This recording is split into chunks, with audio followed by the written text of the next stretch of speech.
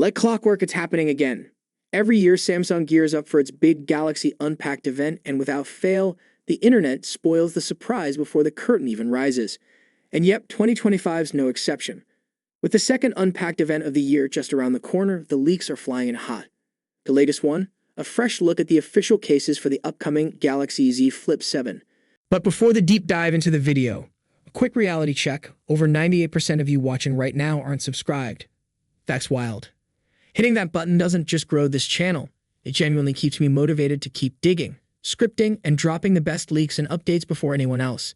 If you've made it this far, chances are you're into it. So why not make it official? Thanks, and let's dive in. Big shout out to Android headlines for this one. So what are we seeing? Pretty much three familiar styles: the clear case, the silicone ring case, and the premium-looking cane suitcase. Let's break them down. First up, the clear case.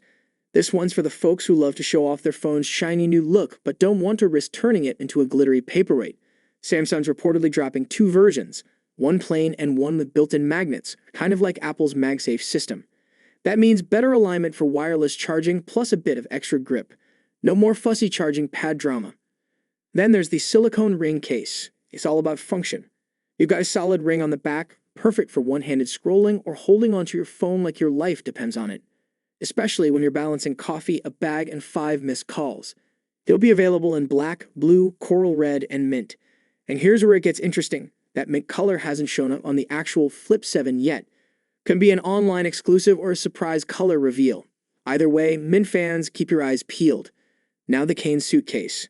This one's the fancy pick. Fox leather finish, upscale vibes, and launching in 2 colors. Black top and camel. Definitely giving I'm an executive but still fun energy.